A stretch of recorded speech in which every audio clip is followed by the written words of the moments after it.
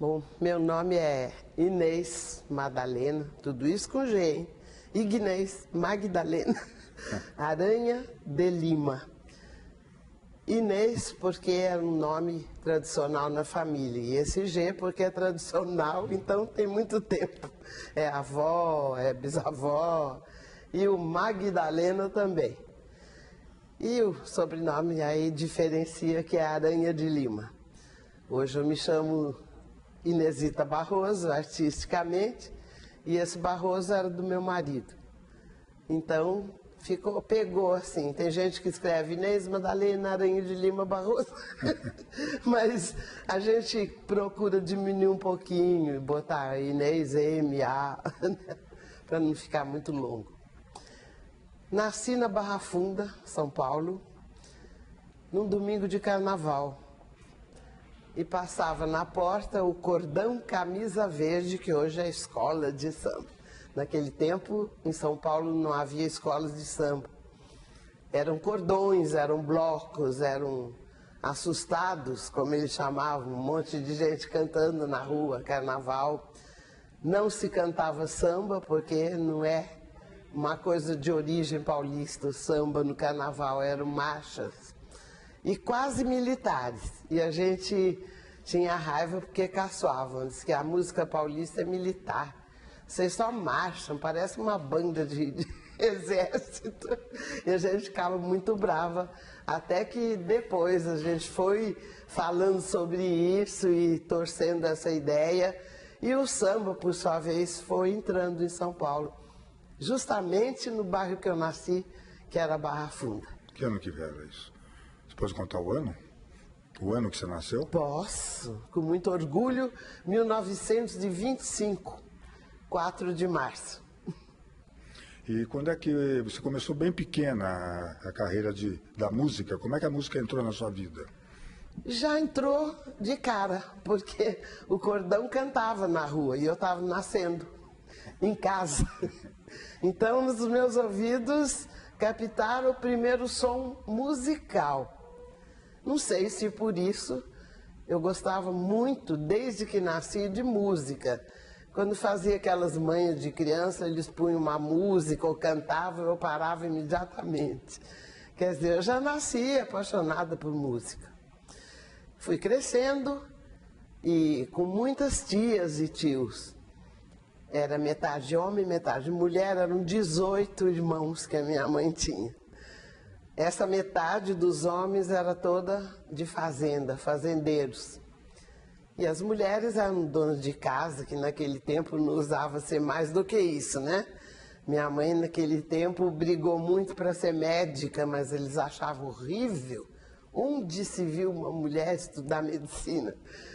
Era assim.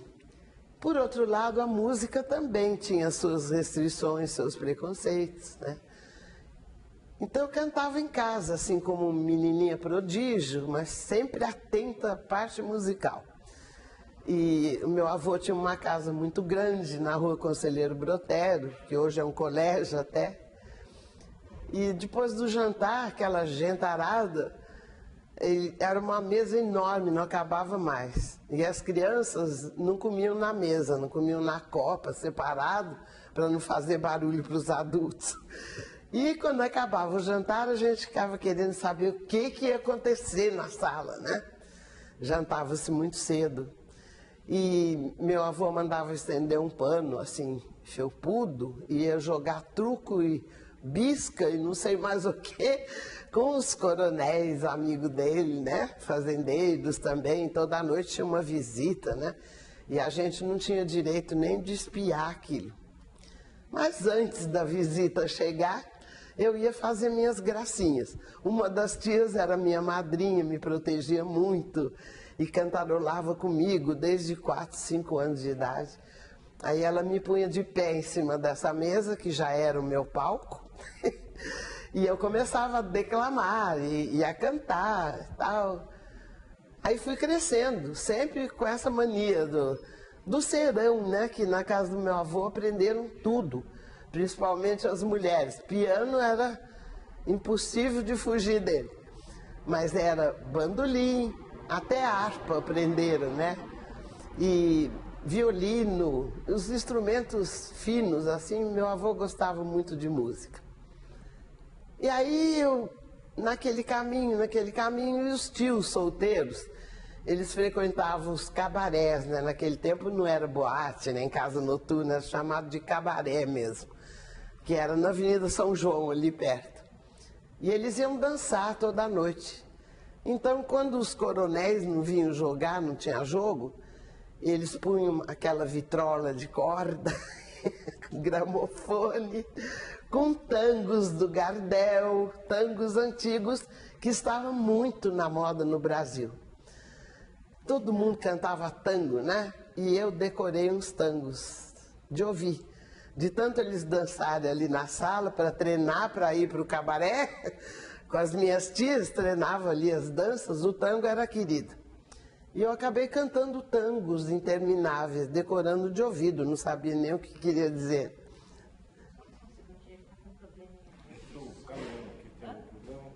Não, não, você deu essa voz da... Além de tangos, o que mais que você lembra dessa época? Que outros gêneros musicais? Sim, nessa época estava aparecendo já Francisco Alves, depois Orlando Silva, e eu cantava quase tudo que eu via naquele rádio enorme de capelinha, assim com os botões. Eu estou falando em 1932, mais ou menos, na época da Revolução. E nessa época, eles vestiam a gente com uma farda caque, né, as crianças, com um bibizinho, com as bandeiras cruzadas. Me lembro muito bem daquela roupa. E eu achava lindo cantar aquelas marchas que eu ouvia durante aquele ano de 32. Decorei todas e cantava todas. E era o meu sucesso depois do jantar. Até que um dia resolvi cantar um tango. E ninguém sabia que eu decorei, que eu sabia aquilo que eles estavam tocando. Aí cheguei lá, subi na mesa, retiflau é mi tristeza, tiempo y veo que ha sido en mi pobre vida paria, solo una buena mujer. Quase me mataram, me arrancaram da mesa. Isto não é música para criança. Você não sabe o que você está dizendo. Não, mas é alguma coisa feia. Não, tango não é para criança. Aí eu fiquei muito desapontada, pensei que estava agradando demais. E uma das minhas tias era minha madrinha, né? Essa que me ensinava tudo. Que protegia. Ela gostava de música e aprendia violão. Aí ela falou, não, meu bem, não é nada, é que as letras não são para criança. Nós vamos pôr você numa escola de violão, depois eu conto essa passagem que é muito engraçada também.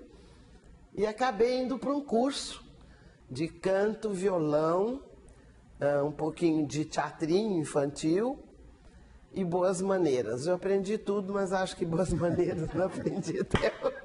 Que idade você tinha na época do curso? Tinha uns 7 anos já, 7 para 8 anos.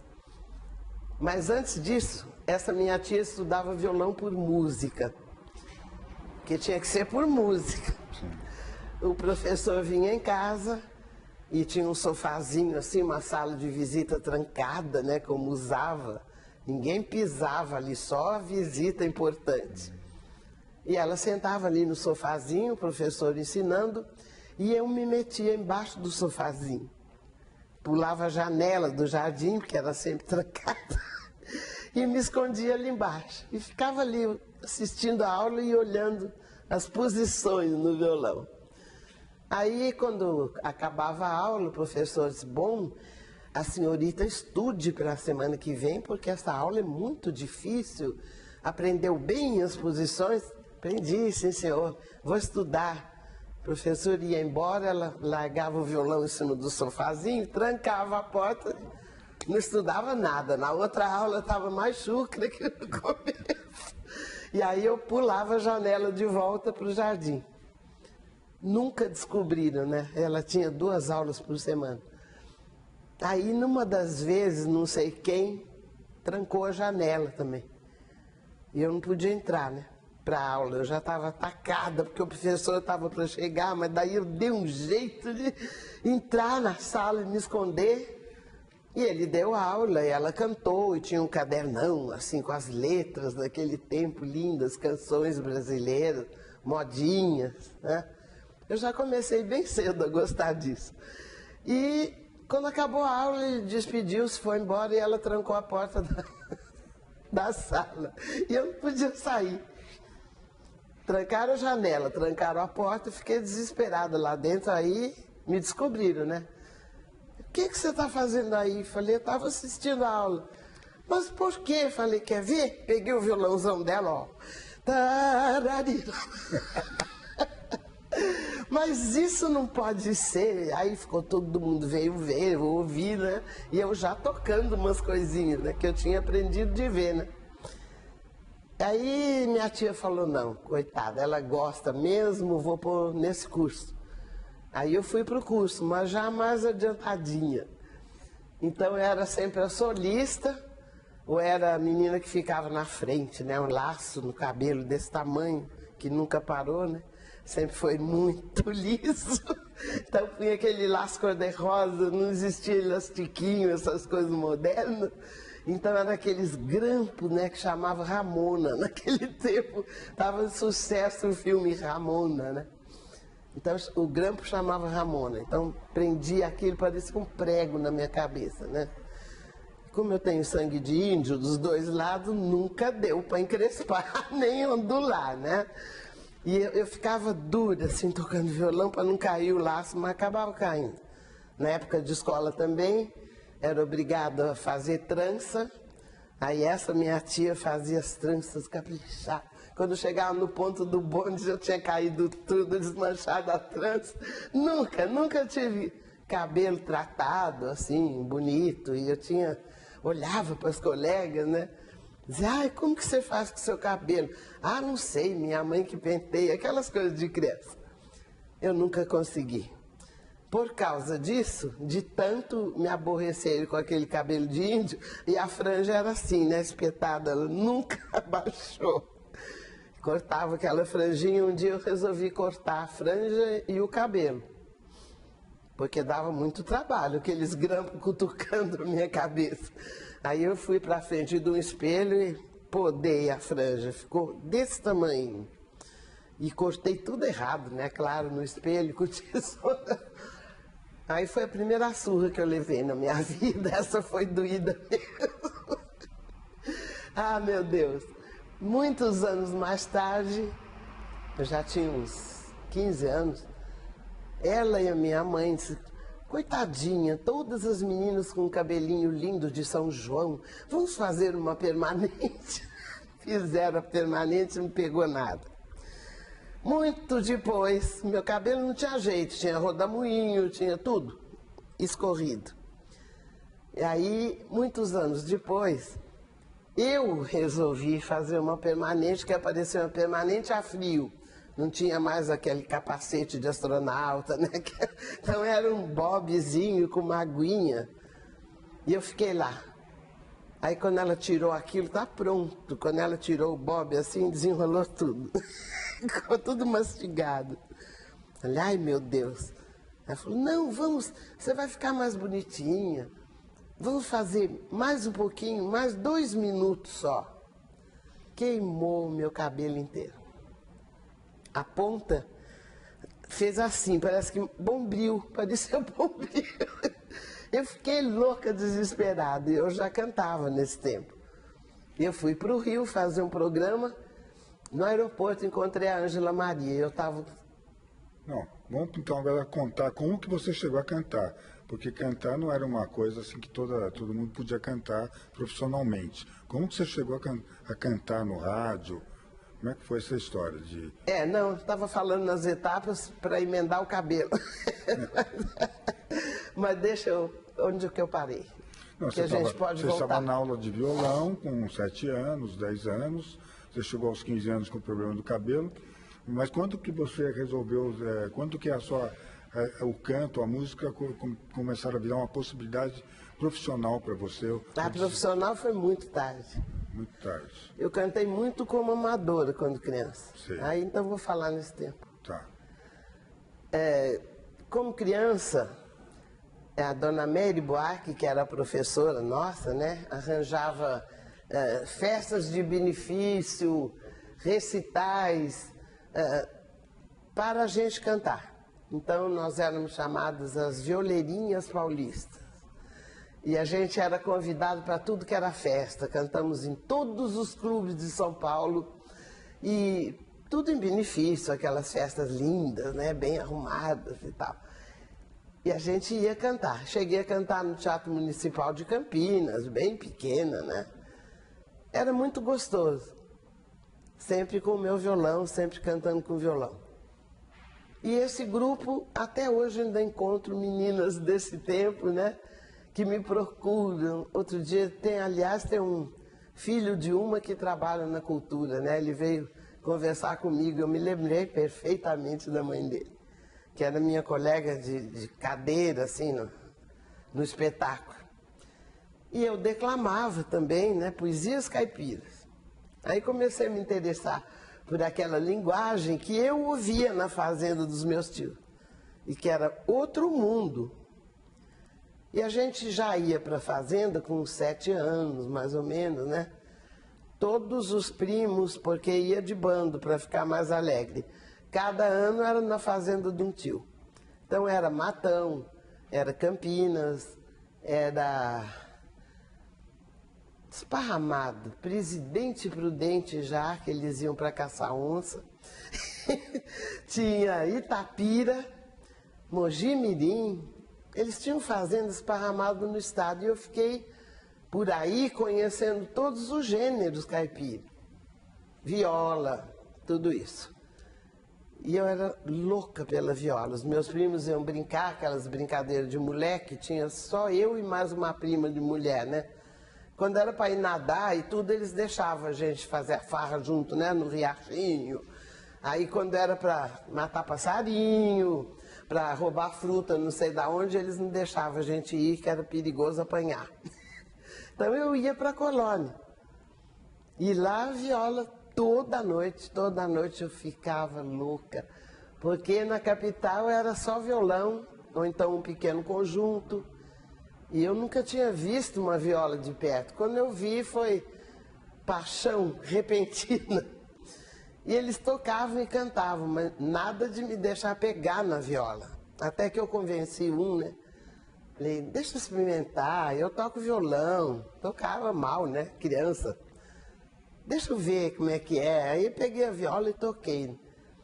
Adoraram. Mas você não vai tocar para ninguém, porque é feio mulher tocar viola. Eu falei, não vou tocar para ninguém. É só aqui com vocês.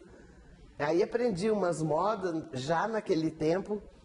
Uma delas foi o boi amarelinho, moda do boi amarelinho, que é linda. Depois andou sendo gravada com autores. É puro folclore aquilo. Não tem autor conhecido. E eles vão acrescentando os versos. Assim como a moda da pinga. Então eu tomava nota da letra, né? Eu já estava recolhendo o meu folclore inconscientemente. E esse boi amarelinho eu gravei muito tarde. Depois encontrei uma versão em Minas, encontrei outra versão no Paraná. Como é que é o comecinho do boi amarelinho, só para lembrar? Eu sou aquele boizinho que nasceu no mês de maio. Desde que pisei no mundo, foi só pra sofrer trabalho. É linda, enorme. É a vida, paixão e morte do boi. Vamos falar nesse boi, eu vou dar um pulo no tempo. Bem depois, eu fui a um churrasco em Rinópolis. E mataram lá os novilhos, tinha um monte de gente, uma festa enorme. E o carniceiro veio da cidade vizinha de jipe para matar o boi. Aí ele falou, vamos dar uma volta para a senhora ver? Eu falei, não quero ver. Não quero ver, detesto esses negócios. Gosto muito de fazenda, de boi vivo, mas vou lá ver o couro do boi morto. Não, mas é interessante. A senhora vê. Eu falei, não vou. Aí um malandro que estava lá junto, falei, vamos por aqui, a cavalo, né? Não, por aqui, por lá não dá para passar a cavalo. E eu desço pelo lugar que ele mandou e tinha uma depressão assim no terreno, uma árvore e o boi amarrado, assim, com as duas pernas e os dois braços, crucificado, né? Com aquela cabeça assim. Meu Deus, aquela imagem tá para mim até hoje. Fecho os olhos, eu vejo aqui. E o boi era amarelo. Aí quando chegou na hora do churrasco, todo mundo, aquele churrasco paulista, né? Faz um monte de tempero, vinha alho, põe na carne, põe numa barrica alta assim. Todo mundo ali avançando no sanduíche, canta, canta uma moda. E eu cantei o boi amarelinho, pra quê? Foi uma choradeira total, todo mundo puxava lenço. O carniceiro montou no jipe e sumiu, ele nem assistiu a festa. Chorou, chorou. É para vocês verem, uma coisa tão antiga, tão sentida do caipira, que é muito simples, conseguir tocar esses homens que já eram das cidades vizinhas ali, a Rinópolis, né? Então, voltando à colônia, então você começou a ter contato com essa... Com a caipirada. Com essa tradição. É, a gente chegava na fazenda, largava a malinha dentro de casa e saía. Cada um para um lado, os meninos para subir nas árvores, comer fruta, e eu ia direto para a colônia para ouvir viola. E lá ficava, né? E nessa época, como é que você pensava que ia ser sua vida? Como é que era o seu sonho de vida? Como é que ela estava se dirigindo ainda? Nunca pensei em futuro. Engraçado isso. Eu achava que as coisas acontecem porque tem que acontecer. Eu não sabia o que eu ia ser. Então, quando eu já tinha 11, 12 anos, eu já tocava bem violão, programas infantis de rádio, Rádio Cruzeiro do Sul, Rádio Cosmos, programas juvenis infantis. Eu adorava. Mas eu tinha uma outra mania que era os livros. Então, eu andei arrecadando da molecada lá os livros velhos e eu colava e punha uma capa, numerava e fazia biblioteca na garagem. Então, tinha uma estante velha lá, comprida. Era tudo classificado. Para levar um livro para casa era R$200. E tinha que assinar um papel. Então, qual que você quer? Ah, eu quero um livro que fala... Um livro de história. Daí ia lá, olhava mais ou menos, eu vou levar. Tinha que devolver em 2 dias. E tudo encapado de amarelo, aquele papel meio transparente, meio celofane. Caprichado, viu? Daí comecei a crescer, apareceu o curso de biblioteconomia. Falei, é esse que eu quero fazer. Você tinha que idade nessa época, mais ou menos? Aí era na USP. Na USP já? É, o primeiro curso da USP, que foi no 3º andar da Caetano de Campos, do prédio da Praça da República, onde funcionava a filosofia. A biblioteca, não preciso dizer que era bárbara. Então eu fiz o curso, fiz estágio nessa biblioteca 1 ano. Eu tinha que chegar mais cedo, classificar aqueles livros, pôr no lugar, ver o que tinham tirado, o que devolveram e tal. Fazia aquilo assim, né? Sentava na máquina, batia as fichas e tal. Aí sobrava mais ou menos uma meia hora, 40 minutos para eu largar o que eu estava fazendo. E aí eu li tudo de Mário de Andrade, tudo de Graciliano Ramos, tudo de autores brasileiros, tudo, Jorge Amado. E naquela época eles tinham escrito menos do que... eles continuaram escrevendo, eles estavam em plena atividade, né? E foi uma coisa que foi uma base para mim. Aí eu comecei a ler essas coisas e achar que o Brasil era uma beleza, que ninguém sabia. Falei, mas eu não vou ficar trancada numa biblioteca. Vou fazer só esse estágio e vou ver como é que eu posso estudar essa matéria. Não existia, né? Nem particular, nem nada. Daí, me apresentaram ao seu Mainar de Araújo. E eu morava perto do Parque da Água Branca. O Alceu era professor de educação física. e ele ensinava umas danças folclóricas que eu aprendi com ele com 10 anos. E ele me adorou, porque eu amava o assunto dele. Então, era ali, você sabe o que é catira? Sei mais ou menos, né? Mas tem uma fazenda lá do meu tio que dança catira, a outra não. Lá, porque essa é fronteira de Minas, aí ele explicava, eu ficava... não tem uma escola para a gente fazer isso? Não tem. Aí ele foi estudar sociologia, depois já de tempos. E aí eu reencontrei o Alceu. Aí eu já cantava, mas não profissionalmente. Então eu ilustrei inúmeras palestras do Alceu. Ele me dava as partiturazinhas, os livros, e eu ilustrei muito, e era um sucesso para os alunos dele, tudo. Estava sempre lá junto com ele. E fui pegando esse gosto, né? E quando que veio a profissionalização, então?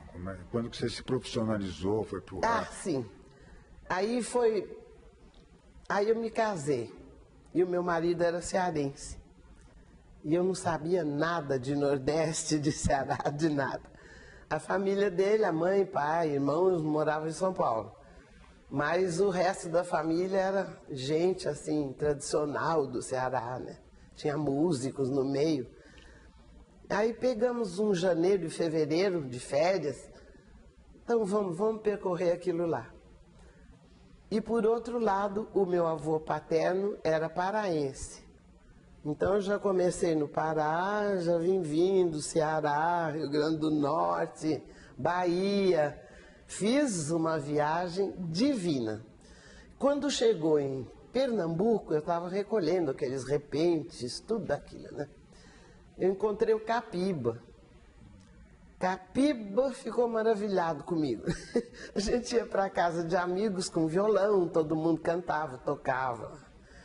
E eles formaram um grupo que era o nosso teatro, Teatro de Amadores, em Recife. Estava falando de agulha frita, munguzá, Capiba. Capiba. Então, Capiba era uma criatura linda, doce. Olha, não existia gente igual assim. Muito bom compositor. Ele percorreu todas as camadas da música de Pernambuco e muito humilde. Ele não dizia eu sou, eu fiz. Ele era quietinho, mas muito bom, muito bom. E todo aquele pessoal de teatro, principalmente do nosso teatro, que era o deles, de amadores, que esteve em São Paulo e fez muito sucesso por aqui. E aí vão morrendo os atores, e tem uns bem mais velhos e tudo. Eu não sei se ainda está em atividade, mas pode ser que ainda esteja, no Teatro Santa Isabel, em Recife. Nesse tempo era governador Agamenon Magalhães, em Pernambuco. E tinha umas obras de benemerência, asilo de criança. E a senhora dele mandou me pedir para dar um recital no Santa Isabel. Eu não tinha ido para Pernambuco para cantar. Eu era pura amadora e tinha ido para recolher material folclórico, que era o que eu estava fazendo desde o Pará. Aí fiquei assim, me entusiasmou aquilo, né? Aí venderam os convites, eu tive que mandar fazer um vestido até o pé, né? Porque eu tinha levado roupa para ir recolher folclore na lama, na areia, em qualquer lugar, né? E tive que emprestar um violão para dar esse recital. E eu cantei só coisas da Bahia para baixo. Foi uma loucura. Então, em lugar de um, eu dei 3 recitais no Santa Isabel, foi a minha estreia. E eles não sabiam como agradecer, porque rendeu muito, né, para as crianças. E um passava para o outro, daí me convidaram para cantar o Capiba, fazer uma temporada na Rádio Clube de Recife. Falei, será que eu vou acertar? Eu cantei na rádio quando era criança. Não, um programa só seu com auditório, foi a primeira vez que eu encarei um auditório nordestino, exigentes. E uma coisa interessante que acontecia nessas estações, eu percorri muitas cidades, Garanhuns, Caruaru, Campina Grande, que já é na Paraíba, toda aquela região nordestina, sempre com muito sucesso, que tinha auditório na rádio. Era bonito, né? Era o tempo do César de Alencar, que criou o auditório, criou aquelas brigas de mentirinha da Emilinha com a Marlene e tal. E lá eles foram na trilha. E aí foi uma loucura, uma loucura. Eu tenho até uns recortes de jornal, assim, com recados dos fãs, né? Eles não queriam que eu voltasse para São Paulo. E toda a parte técnica dessas rádios era feita por mulheres. Isso achei esquisito, interessantíssimo. Era técnica de som, técnica de não sei o quê, tudo no botãozinho, com a maior seriedade, eram umas mesas pequenas, né? Mas era um som bonito até. Aí eu fui até a Bahia, gostei demais também, vi todos os candomblés que podia, porque lá tem dois tipos, para os estudiosos, né, e o candomblé para turista. Então eles fazem o de turista, usam aquelas roupas exageradas de santo, né, comida de santo, o pessoal fica maravilhado, mas isso é um arremedo da religião, né, a religião é muito séria, muito forte. E eu tive acesso a várias cerimônias. Então eu achava aquilo assim, uma coisa fora do mundo, né? Muito diferente, não tinha nada que ver com São Paulo. Aí voltei a São Paulo. Quando eu voltei, o diretor da Rádio Nacional, que estava recém-inaugurada, tinha 2 dias, que era filial da do Rio, o Costa Lima falou, não, agora você não escapa, você já cantou lá no Nordeste, já cantou na Bahia, que é minha terra, por que você não quer cantar em São Paulo? Falei, não é que eu não queira, eu não fiz essa ideia ainda de ser artista de rádio. Os estrelos eram Hebe Camargo, Ivon Cury, Lene Everson, né, foram os primeiros a brilhar assim, cantando com orquestra, né?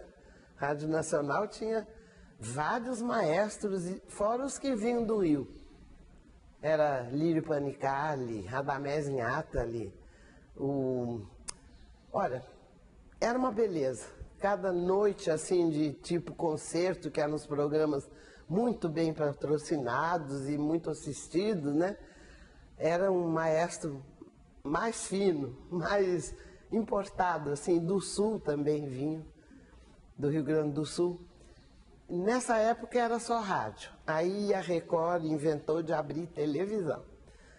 E eu fiquei louca, porque nesse mesmo tempo, o Alberto Cavalcante, que chegou no Brasil, ficou maravilhado com a minha música, com as minhas canções. Está falando do começo da década de 50, é isso? 53. Já. Mas a Rádio Nacional foi em 50? Foi em 50. Eu estava... não cheguei a fazer 2 anos, não. Lá. Ainda fui para a Record assim meio cru, né? Ainda não estava bem estabelecido aquele esquema da TV. E aí apareceu o filme, Roberto Cavalcante. O Alberto Cavalcante me conheceu e convidou para fazer filme na Vera Cruz. Foi tudo ao mesmo tempo, por causa do 4º centenário. Que foi em 54, veio gente do mundo inteiro. E nesse ano, que já foi o meu primeiro como semi-profissional, eu cantei muito, quase diariamente, para muitos estrangeiros. E o cinema...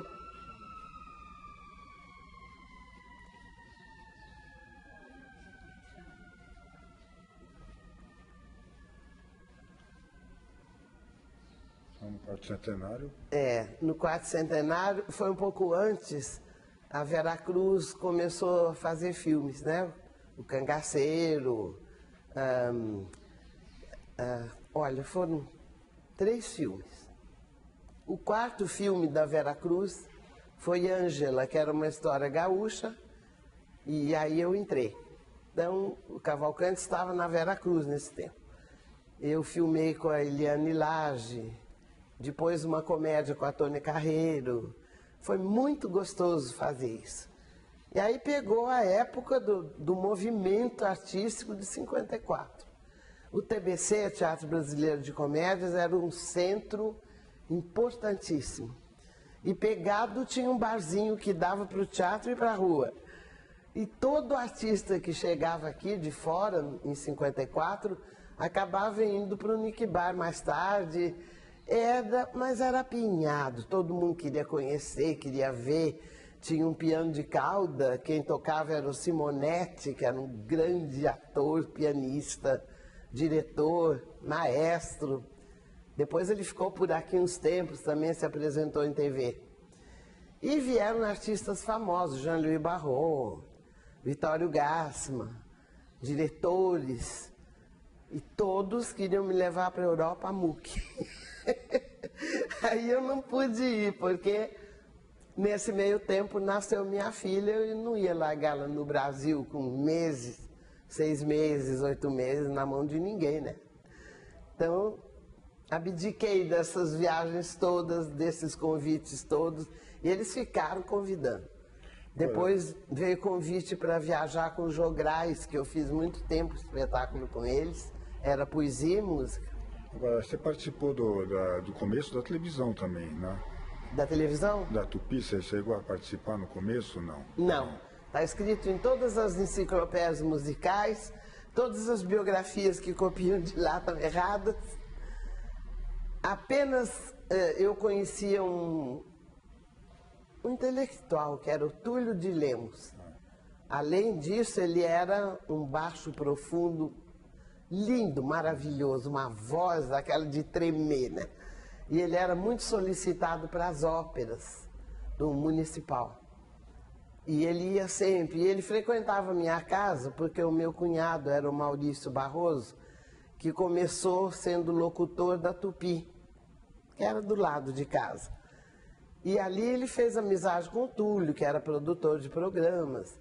E o Túlio me ouvia cantar, ia lá em casa, naturalmente, e eu cantava, muito Noel Rosa nesse tempo. Ele falou, vamos fazer um programa de televisão? Olha, eu nem sei, eu conheço cinema, televisão, não sei como é que é. Não, é quase a mesma coisa, não tem mistério. Eu escrevo, e você interpreta e canta. Foi esse um programa na Tupi, né, que o pessoal diz que eu comecei na Tupi, não. O programa fez muito sucesso. Era a vida do Noel Rosa, né? E eu representava também, tinha um telefone, os negócios. No meio cantava. Mas eu não cantei na Tupi no começo. Eu comecei televisão realmente com a Record. Então conta essa história. Eu fiquei na Nacional quase um ano. Costa Lima feliz, né? Toda aquela gente maravilhosa que trabalhava lá. Vinham artistas do Rio também, que a gente conhecia só de longe e tal. Aí... Isso foi para a rádio, Record? Você esteve na rádio também, Record? Na rádio. Só rádio. A Nacional era só rádio. Na Aqui. Record Rádio, não? Não. Assim... No tempo de criança, várias rádios que a gente ia, mas não era nada de contrato nem nada. Né? Bom, como eu tinha chegado de Recife, com um contrato lá, eu fui contratada pela Rádio Nacional. Aí eu fiquei um ano mais ou menos e a Record ia abrir TV, aquilo estava me deixando louca, né? Eu vou ver como é que é isso, eu vou para a Record. Aí eu conheci o Eduardo Moreira, que frequentava nossa turma. Nossa casa era cheia de artistas, cantores, teatro, de tudo que era jeito. Era muito gostoso. Todo sábado a gente se reunia para pôr as coisas em dia. Quem sabia uma música nova ensinava. E às vezes vinha Zimbinski, Cacilda Beck, os donos do teatro naquele tempo, no TBC. Aí eu fiquei com aquela pulguinha atrás da orelha. Aí o Moreira falou, eu conheço muito o pessoal da Rádio Record. Falei, será que a televisão vai ser boa? Ele falou, deixa eu sondar como é que vai ser aquilo. Aí comecei a gravar na RCA Vitro, meus primeiros discos. Primeiro foi Ronda, do Paulo Vanzolini, e atrás era a Moda da Pinga. E eu era profissional falsa, assim, não era bem profissional.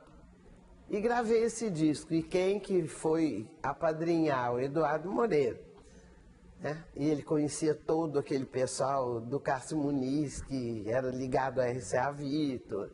Eu conheci muita gente importante nesse meio naquele tempo. E todos eles diziam, não, sai da Nacional, vai para a Record porque a televisão está começando e vai ser lindo isso e aquilo.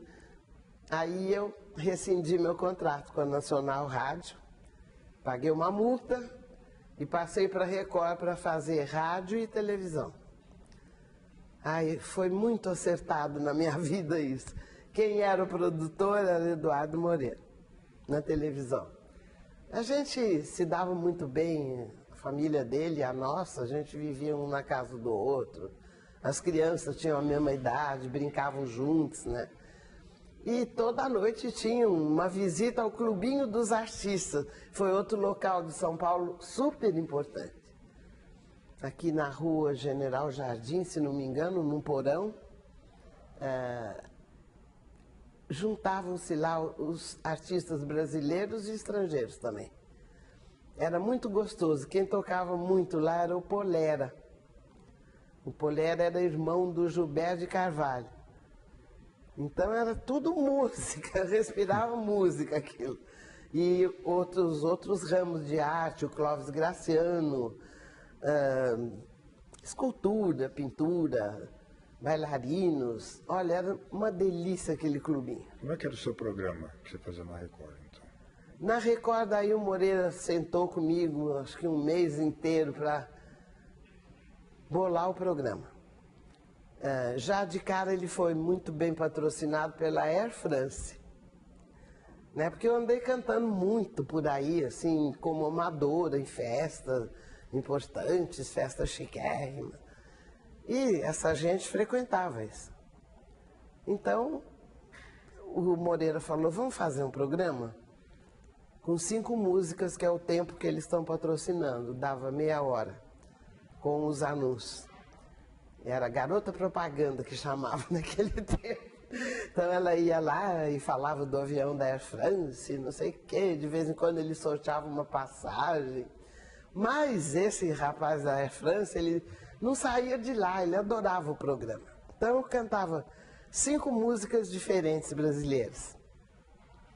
Uma do Nordeste, uma do Amazonas, uma do Rio Grande do Sul, uma de São Paulo, outra da praia. Quem fazia os cenários era difícil, porque eram 5 músicas para fazer tudo. O Manovic, Manuel Vitor Filho, que era muito amigo também, um habilidosíssimo desenhista, né? Aí tinha uma parede branca assim, comprida, e eu vestia sempre roupa típica que eu fazia, né? Que as roupas nas costas eram com carrapicho, né? Velcro. Estava aparecendo. E eu vestia 5 roupas diferentes, uma em cima da outra. Eu era assim, né? Magrinho. Começava o programa meio gordinho e acabava com o corpo que eu tinha, na cinturinha. Uma roupa em cima da outra eu tinha que pôr na ordem das músicas e ele fazia o cenário na hora. Enquanto eu estava cantando, por exemplo, um coco da Bahia, ele ia pintando as coisas da Bahia, assim. Porque não era gravado, né? Era ao vivo. Uma coisa linda, aquilo nunca mais se fez. Acho que não teve mais gente com competência para fazer isso.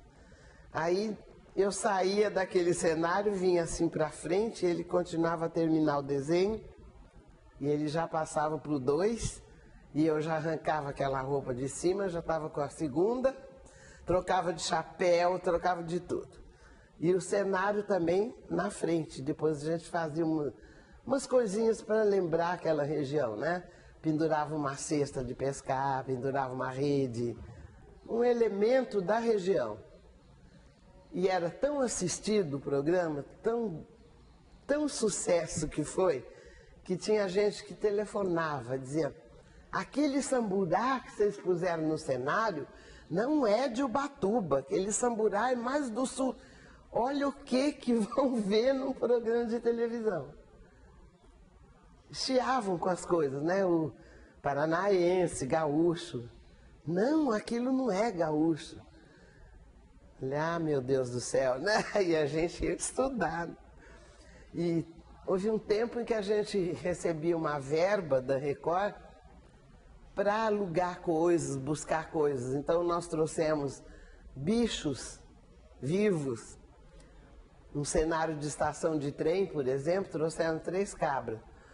Uma no engradado, uma brava desse tamanho, e 2 filhotinhos no outro, assim, arrumava aquela estação caipira com trouxa de roupa, banquinho. Essa cabra fez tanto, ela aprontou, que ela destruiu o caixote e saiu solta pelo estúdio. Não podia parar porque era ao vivo. Ela ficou passeando. E nessa época também, na parte de disco, estavam saindo do 78 do Pro LP, né? É. E como é que estava a sua carreira de gravações, simultaneamente? Atualmente eu tenho... Não, simultaneamente, naquela época. Simultaneamente, Foi TV, cinema, música, disco, tudo junto. E você foi premiado em todos, né? Todos. Conta um pouco disso. Todos. Bom, nesse tempo o Roquete Pinto, que era o prêmio dado por colunistas, críticos de música, que existia muitos, muito bons, muito exigentes, eles se reuniam e votavam. E a Record dava esse prêmio, que era o Roquete Pinto, era um papagaio no microfone. Foi o primeiro que mexeu com isso, foi o Roquete Pinto, né? Então ficou com o nome dele. E eu ganhei 7, podia ganhar 7. Ganhei de disco, ganhei de televisão, ganhei de Você ganhou como rádio. Atriz de cinema também, não? Atriz também. Bom, depois o Cavalcante fez um filme comigo. Quando ele brigou com a Vera Cruz, ele abriu uma companhia dele, Quino Filmes. Falou, você não escapa, o primeiro filme é com você. Então vamos ver. Aí foi um script muito engraçado, que era Mulher de Verdade. Amélia, Mulher de Verdade. E eu era bígama, né? Eu era casado com um bombeiro e era enfermeira. Depois me apaixonei pelo meu paciente, casei com ele de véu, grinalda. Mas eram 2 mundos diferentes, né? Que é a periferia, onde eu morava com o bombeiro, e as ruas da elegância de São Paulo, o outro era Granfinérrimo. Até o dia que há um incêndio no prédio chique, que filmamos na Avenida Higienópolis, um daqueles prédios lindos, né? E eu tinha que me atirar naquela rede de bombeiros, né? Pegou fogo no apartamento, né? No filme. Aí vestiram um bombeiro com um penhaco que estava verde, era branco e preto, nem dava para ver a cor, com uma peruca igual o meu cabelo, igualzinho. Maquiaram o bombeiro. Aí ele ficou com o apelido de Amélia. Ele que pulou, né? Não fui... E ele não gostava, ficava bravo. Ô, Amélia, vem cá. Primeiro, olha, vocês sabem que a vida é muito interessante. É muito... Eu tenho surpresa com a vida todo dia 10 vezes. Isso aí foi em 55, esse filme, Mulher de Verdade. Era o Colé, era gente boa, Dona Irã aparece, o Leporácia aparece, o Vicente Leporácia. Era muito bom. E eu ganhei o prêmio de melhor atriz esse ano. E o Amélia ficou por lá, né, o bombeiro. Aí, agora, no ano passado, eu fui trabalhar na Rádio América. Fiz 1 ano na Rádio América com o programa Caipira e tal e coisa. E um dos diretores, ele saía com a gente, ia jantar e tal. Aí ele saiu comigo e falou, você sabe que aquele bombeiro, a Amélia, era meu pai? Choramos juntos. Eu não acredito. Meu pai era bombeiro e ele que foi fazer o dublê para você. Olha que coisa você encontrar. Nunca mais você lembra dessas coisas, mas de repente vem tudo. Acho ótimo. A vida vai se cruzando. Bom, onde é que a gente está agora? A gente estava... Eu estava contando do filme, que eu ganhei prêmio de melhor atriz. O disco que ganhou o prêmio? O disco foi o primeiro, fez muito sucesso. Fez mais sucesso a Moda da Pinga do que a Ronda. Porém, a Ronda ficou mesmo encruada na noite. Todo mundo ainda canta a Ronda, em tudo que é boate de São Paulo e fora. A Lampião de Gás é uma outra história, né? Eu estava na Rádio Record, quem fazia os arranjos era com orquestra na Rádio Record, beleza, de programa com uma orquestra enorme, era o Hervé Cordovil, arranjador, maestro e tal. E nós estávamos ensaiando uma tarde lá, era na Quintino Bocaiúva, no palco, né? Tinha plateia também. E terminamos, eu falei, eu vou beber uma aguinha lá no corredor. Ele falou, eu vou também, estou muito cansado. Aí veio uma senhora toda perfumada, linda, linda. Falou, olha, eu sou compositora, mas nesse meio você acostuma, a pessoa fala, tem uma música, não é nada daquilo, é horrível, né? E ela veio com um papel desse tamanho. Eu falei, o que que é? Ah, você que cantaria essa música, é a primeira música que eu faço. E é bem paulista, porque fala do Lampião de Gás, e não sei o quê. Falei, Hervé, olha, vamos ver essa música? Ele não tinha nem escrito. Aí o Hervé chamou ela do lado um pouquinho no piano, ele era de muito boa vontade. Sentou, escreveu o estribilho na pauta. E a segunda parte, um pedacinho, e aí ele falou para mim, ela foi embora, agradeceu. E falou, olha, essa é uma música aqui, quando a gente não tiver uma coisa assim, bem popular para gravar, vamos gravar essa música. Eu falei, tá bom. Mas era quilométrica. Aí eu falei, mas tem que cortar. Tem que cortar um pedacinho, porque senão não vai caber. Aquele tempo era o vinil com 12 faixas, era a 12ª faixa do lado B. E a gente gravava no palco da Record, na Quintino Bocaiúva. Ao vivo, quase. Aí eu estava com gripe, com uma febre, escorrendo os olhos, nariz. Falei, eu não aguento mais, eu vou embora. Eu falei, não, falta uma música, eu tenho que entregar essa prova hoje para prensar, senão o disco não vai sair, não pode. Era da Copacabana esse disco. Quase chorando, falei, tá bom, vá. Então vamos, o que eu vou cantar? Espera um pouco, foi lá na gavetinha dele e trouxe o Lampião de Gás, daquele tamanho ainda, né? Olhou lá comigo, falou, é muito fácil, a gente vai gravar quase de ouvido isso aqui. No meio eu vou pôr uma banda, aí eu falo para a orquestra, transporta, faz a bandinha, orquestra. Mete aí o prato, toca firme que nem banda. Olha, ele tá sonhando, isso não vai dar certo. E o coral da Record lá, né? Que eles iam entrar para cantar depois. Aí o Hervé falou, vem cá vocês todos. Vocês vão fazer um coro aqui. A gente não sabe a letra, eu mesmo gravei lendo. Com um pedaço cortado, mas lendo. Tem muita coisa ali. Aí o coral falou, não, vai ser complicado. Aí o Hervé falou, é só contracanto, não tem palavra. Faz aqui a primeira voz, faz a segunda. Ele era uma cabeça, viu? Aí o coral entra naquele contracanto. Quando eu falo, da sua luzinha verde azulada, o coral fazia lá,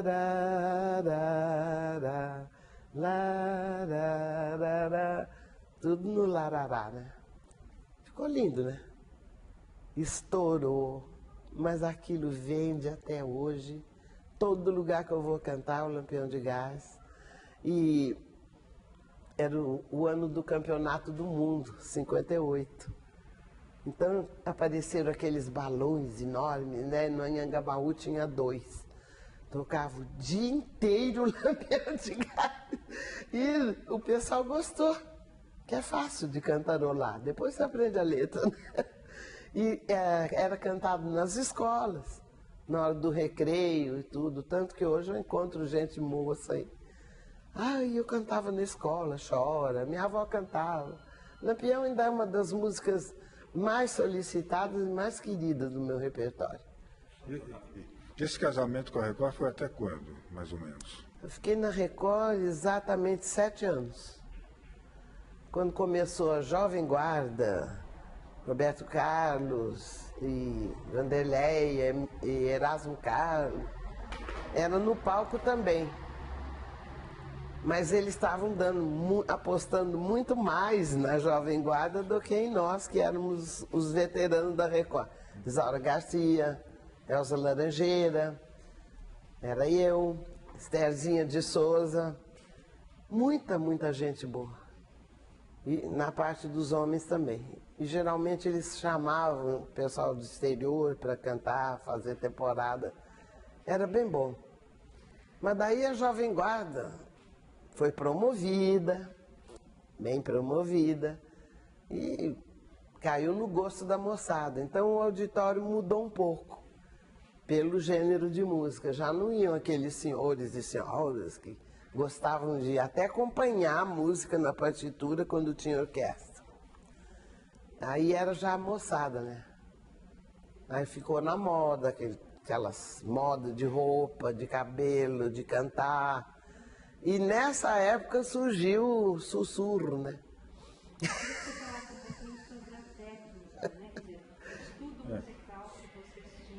O que é, quer dizer, contrapondo ao sussurro, como é que era o cantor dessa época anterior? Anterior? Da sua época, da sim. minha voz, né? Olha, é engraçado, porque quase nenhum teve estudo de canto, cantor popular. Tinha muitos cantores de ópera, né? Cantores líricos, esses estudavam na esperança de ir para a Itália, porque aqui a ópera também já estava sumida. Qual era o futuro deles? Aí chegaram em mim e disseram: bom, você tem uma voz linda de contralto, você enverede pela ópera, porque você vai cantar a Carmen de Bizet muito bem. Falei, ai, tô com os pés na terra, né, no interior, e tô com a parte urbana. Meu Deus do céu, tem tanta coisa bonita para cantar, eu não vou enveredar por aí, que vai ser muito difícil, né? Como foi? Esses estudavam, esses faziam exercícios vocais, esquenta a voz. Nós não temos nada disso, cantando que nem passarinho, todos. Todos que eu conheci, olha, o Nelson Gonçalves tinha uma voz maravilhosa, ele já chega, gago que nem o cão, que não saía nada. Falei, como que esse homem vai cantar? E aquela vozinha de gago, né, de repente ele abria a boca, caiu o queixo do pessoal. Não tinha preparo assim de entrar no palco, nunca tivemos, mesmo depois. Quando a gente caiu na televisão, aí, vamos depressa, vai tirar o cenário. Mas e você, teve um treinamento? Eu não fiz nada, nenhum curso de canto. E assisti várias brigas com gente muito famosa, um professor europeu e uma professora daqui de São Paulo de canto. Eu cantei numa festa com a minha voz, é muito forte a minha voz. Costumei cantar em palco, sem microfone, andando com violão, né? Solta, sistema passarinho. E aí eu cantei nessa festa e esse europeu ficou louco. Aí essa senhora que era de São Paulo falou assim: você cantando assim vai perder a voz em um ano. No ano que vem você não vai cantar mais. Foi 1952. Aí eu falei, fiquei impressionado. E esse europeu, que era um professor de piano, de tudo, conceituado no mundo, ele era desse tamanho, subiu na mesa da festa. Falou, não me falem mentiras na minha frente. A senhora não sabe o que está dizendo. A voz dela é raríssima. Se tiver 3 no mundo atualmente, a dela está no meio. E vai muito longe. Foi um mal-estar na festa, saía gente. Ele ficou roxo. Aí foi todo mundo embora. E a previsão dele valeu. E eu nunca me preocupei. Só não tomo gelado porque me sinto mal. Parece que tranca aqui a garganta, né? Então eu não tomo. É tudo sem gelo, cerveja, uísque, vinho. Não posso tomar vinho branco porque é gelado. Mas faz realmente, tem até uma passagem muito engraçada com isso. O Paulo Otran, né, que é um grande ator, ele era muito amigo nosso, né? Como ele continua muito amigo meu até hoje. Ele saía muito com a gente, meu sogro teve a primeira televisão de São Paulo. Era oval, assim, ele tinha um orgulho, tinha uma plateia para assistir, tudo sentado no chão. E estavam passando o Palhate, do Municipal, com Beniamino Dili. Aí nós sentamos no chão, aquele silêncio, né? E ele cantou aquela área do Palhate. Aí o Paulo, muito xereta, ligou, não sei para quem, ligou para o, acho que era o Gigeto, o restaurante Gigeto, que era na frente do Teatro Cultura Artística. Aí o cara do Gigeto falou, ele veio jantar aqui. Deu uma louca na gente, né? Então, um pouquinho antes de acabar a área lá que ele estava cantando, repetiu a área, foi uma despedida dele do Brasil e tal. Olha nós lá no Gigeto. 3 meses toda macacada lá esperando. Demorou um pouquinho e ele chegou na frente, né, assim, baixinho também, gordinho, e todo aquele séquito atrás, né, aquele pessoal incensando e tal. Aí ele sentou numa mesa e o garçom olhou assim para ele, fez uma reverência, veio uma bacia de prata, cheia de gelo e garrafas de cerveja enfiadas assim, o gargalo no gelo. O garçom tirou uma, estava empedrada, não saía da garrafa. Ele tinha acabado de cantar a área do Palhaço. Abriu a tampinha, botou no copo dele, chacoalhando o gelo, ele tuqui. Os meus amigos me deram uma vaia. Fé fresca. Um homem desse, o maior cantor do mundo atualmente, tomando cerveja gelada. Você é um idiota, você está fazendo fita. Falei, garçom, traga uma cerveja gelada para mim. Aí ele veio, não tão gelada quanto a do Beniamino. Pôs no meu copo, aí ficou geladinho, eu tlum. Acabei de tomar. Tá vendo como que se toma cerveja? Acabou a voz. Demorou uns 2 dias para voltar a voz normal. Falei, nunca mais.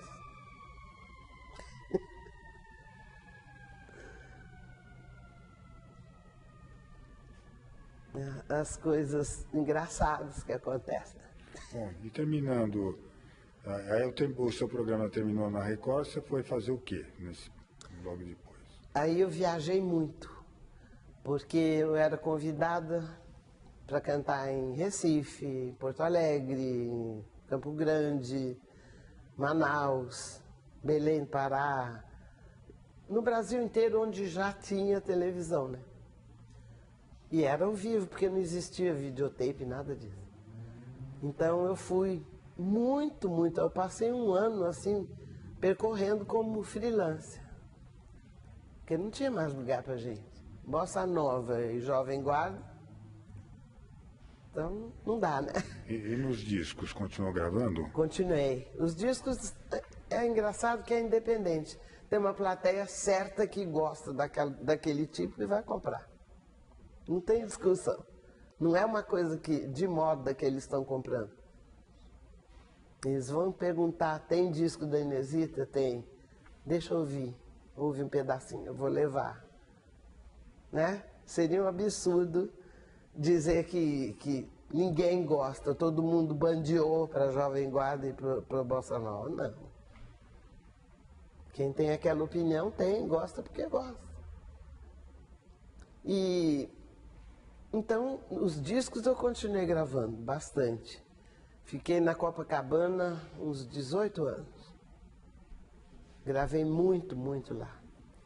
E cantando em televisão, teatro, fiz muito recital. Cantei muito no Teatro do SESI, na Avenida Paulista. Inaugurei aquele horário que era domingo de manhã.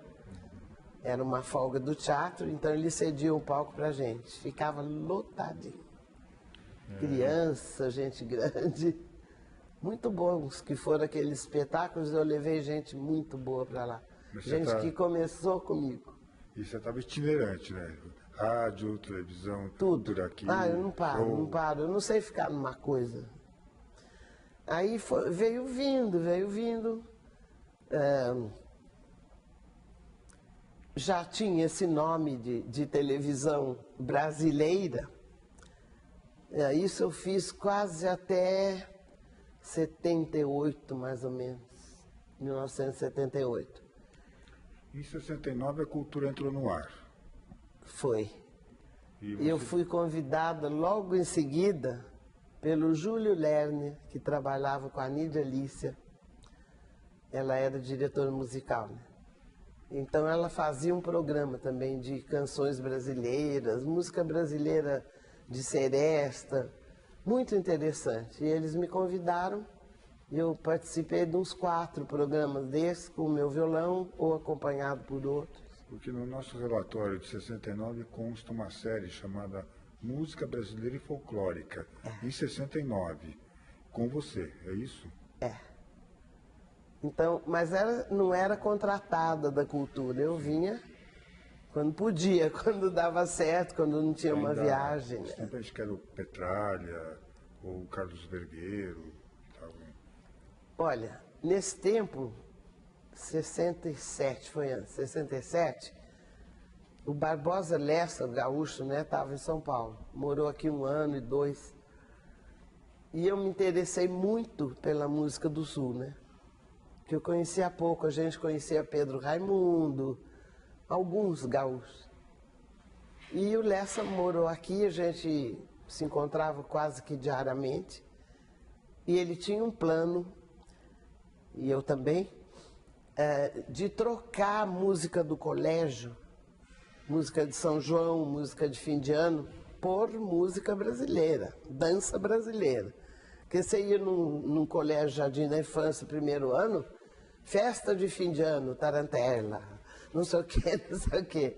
Ia no outro, era um negócio sério. Aí nós nos implicávamos um pouquinho com aquilo, né? Com tanta dança gaúcha linda e fácil para criança, purinha. E começamos a trabalhar aí. Aí saiu um livro, aí eu gravei um LP pequeno, 10 polegadas, sobre uma peça do Barbosa Lessa que levou no Teatro São Pedro e veio para cá. E aqui foi gravada diretamente da peça, do palco, as músicas. Com violão, com sanfona, né? Tem até umas falinhas da peça. É uma raridade esse disco. Uma das estrelas era a Riva Nimitz. E tinha quem mais que depois ficou famoso. Um pessoal que começou nessa época. Teatro. E o Lessa sempre com aqueles planos comigo, com aqueles planos. Aí ele falou, não, vamos para Porto Alegre. Dá para você ficar uma semana lá? E o Hervé, quando ouviu outra vez, ouviu esse LP de 10 polegadas, ficou louco, né? E quando eu cantava na Record, a gente encenava uma cena gaúcha completa, com chimarrão, as prendas todas de vestido rodado, o gaúcho com laço, cavalo de verdade. Uma vez eu entrei a cavalo no estúdio. Lá no aeroporto podia, né? Tinha uma porteirona. Só que tinha que parar o programa quando passava o avião. Ai, mas era muito gozado isso, porque você estava no auge do programa ao vivo. Aí, tá chegando um avião, tá chegando um avião. E o Internacional roncava, né? No telhado. Saía do ar a televisão. Então, quando corria todo mundo, já sabia que era o avião que vinha chegando, aí entrava um comercial. Entrava outro, atrasava o programa, mas não tinha importância, não era rígido como é hoje, né? Então, era um dos detalhes. A gente fazia muito cenas gaúchas. E eu fui para Porto Alegre, e o Hervé foi também. Chegou lá, ele ficou louco, né? Levaram mais uma vez a peça no São Pedro, uma temporada, e fui muito homenageada por causa do disquinho. Aí o Hervé falou, eu vou orquestrar tudo isso, vamos gravar um grande de 12 polegadas. Aí chegando aqui, ele estava com quase tudo pronto, já ficou entusiasmado. Aí gravamos aquele com orquestra. Com a orquestra dele, que tem mais umas 3 músicas do que o pequenininho. E pegou, né? Aí todo mundo pensa que eu sou gaúcha também. Ou pensa que eu sou pernambucana. Foi nessa época que você começou a dar aula também ou foi depois? Não, eu comecei a dar aula, eu fazia muito palestras avulsas. Faculdades e até escola primária, escola maternal, que é a coisa mais linda do mundo. Todos sentadinhos no chão. Tinha uma escola no Pacaembu que eu fiquei louca. Criancinha de 3 anos, 2 anos. Aí eu cheguei lá e arrumei um programa bom para fazer uma palestra para eles. Levei slides, né? Para ilustrar, que criança quer ver figura, né? Aí eles quietinhos, né? Daí eu contei a história do urubu que entrou na viola do sapo. Foi pro céu, o sapo que entrou na viola do urubu. E aí pus uma árvore e falei, ó, o sapo morava na lagoa e o urubu morava nessa árvore. Aí um desse tamanho... Você está vendo ele? Eu estou vendo ele lá na árvore. Olha a imaginação da criança. Aí a professora preparou, eu ouvi coisas de criança, pena que não pude gravar tudo. 2 anos, 3 anos. Um pequenininho agarrado na professora e ela preparou que aquilo era folclore, um nome difícil. Explicou o que era, né? E aí eu contei umas histórias, umas lendas e... Aí projetei os slides, aplaudiram, amaram, gritaram. Aí quando acabou, todos queriam me abraçar, me beijar. Aí esse piquititico, agarrado na professora, quer dizer que você que é o folclore? Olha, a frase ficou, viu? Falei, não, eu não ia explicar ali pro menino. Falei, sou assim, sou assim. E outros... como eu canto muito forte, toco alto, né? Era uma sala enorme, foi na FEBEM de São Vicente, que é lá na ilha, do lado de lá, né? Cheio de crianças, tadinho, espantados com a música, né? E eu cantando e tal, e um na frente sentadinho, uns 4 anos de idade. Quando acabou, ele saiu correndo, pulou em cima de mim e falei, o que que é? Deixa ver dentro do violão, deixa ver dentro. Falei, por quê? Onde que você esconde o microfone? Não tinha fio nenhum, ele achou que era muito forte para estar falando e cantando assim. Olha, foram as coisas mais engraçadas de criança que eu ouvi na minha carreira inteira. E eu dava muitas palestras. Aí...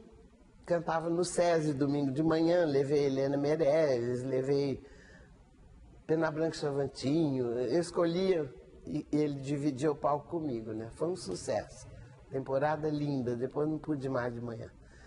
E numa dessas temporadas foi uma senhora mineira, Orma Valadares, grande professora e diretora do Conservatório Estadual de Pouso Alegre. Ah, você vai dar aula lá para nós. Primeiro você vai dar uma palestra. Aí fui para lá, fiz uma palestra. Foi um sucesso brutal. Aí ela incluiu o folclore na matéria do conservatório, que não tinha. Eu fiquei lá 3 anos, indo e voltando. Aí não era negócio para mim sair de São Paulo 3 dias. Porque chovia convite para show, para tudo, e eu perdia, né? Tava lá. Mas valeu. Os palpites. Ontem, você vai fazer um livro musical, né? De histórias. Não, e essa convivência que ela teve com todos os artistas da época, né? Quer dizer, não era só... Contato com a cultura, né? Não. Todo mundo. E ela teve uma visão do Todo Brasil, mundo. né? Teatro. Uma noção da diversidade brasileira, né? Não, a gente puxava para cá, Quer sabe? dizer, hoje você falar nisso com televisão, rede, internet é mais fácil. Mas naquela época ter essa visão do país, né? Mas eu fiz uma viagem de jipe. eu dirigindo, que eu ia fazer um filme sobre a Guerra do Paraguai. E a Willys estava lá com a Aero Willys, aqueles carros lá em São Bernardo. E tinha Jeep. E um dos diretores assistiu. Você produziu um filme, é isso? Você falou que começou a gravar, acho que agora. Onde que eu parei? Retomar. Do filme. O que eu estava contando? Da Willys, do filme. Ah, da Willys, tá. Eu pensei que não tivesse mesmo. Então vamos lá. Bom, para recolher essa parte folclórica, nunca, jamais na minha vida inteira eu tive auxílio de um vintém, de nenhuma entidade, nenhum governo, nada, nada e nada. Eu sempre gastei o meu dinheiro, o meu carro, as minhas viagens, tive todas as doenças folclóricas, peguei todas, peguei amarelão, peguei tifo, peguei maleita, porque eu meto a cara mesmo. Se for para recolher no lamaçal, eu vou para o meio da lama. Se for carro de boi, vamos de carro de boi. Se for cavalo, é cavalo. Canoa é canoa. Então eu gosto de sentir a coisa. Não adianta você ler no livro dos outros, ou ler numa revista e achou bonito de longe. Não, eu ponho a mão na massa, realmente. E um dos diretores da Willys, que veio para São Bernardo, assistiu um show meu, não sei aonde, ficou louco. Aí chegou na Veracruz, chegou no TBC, e vocês vão filmar a Guerra do Paraguai? Vamos, e a Inesita vai ser estrela. Falei, puxa, que bom, né? Que ótimo. Ele falou, eu vou ceder um Jeep para ela ir para o Nordeste, para a região onde morou a heroína, era da Helena Silveira, o argumento. E ela me adorava, né? Então, era história que depois a gente viu a obra toda do Guimarães Rosa e repete essa história. Mas essa história é da Guerra do Paraguai autêntica, de uma nordestina que se mete na guerra, como homem, como soldado. Que era só uma avó muito velhinha na Paraíba que tratava dos dois. Ele virou soldado e foi parar no Paraguai. E ela ficou perdida com aquela velhinha e resolveu também botar uma farda, cortou o cabelo e foi para a guerra. É esse papel que eu fazia. Só descobriram no dia que ela foi ferida, foi para o hospital, e aí chegou lá, viram que era uma mulher, foi um escândalo. Era um argumento bonito, muito bem escrito, né? Muito histórico também. E eu estava louca para fazer isso. Eu queria ver o ambiente lá na Paraíba, como era, as velhas. E eu peguei um Jeep e fui. Resolvi ir pelo litoral, coisa impossível, que não tinha, nem a Rio Bahia não estava pronta. E eu fui, quando tinha um rochedo na frente, assim, que ia até o meio do mar, desviava, passava por trás da pedra e saía logo adiante. Continuava.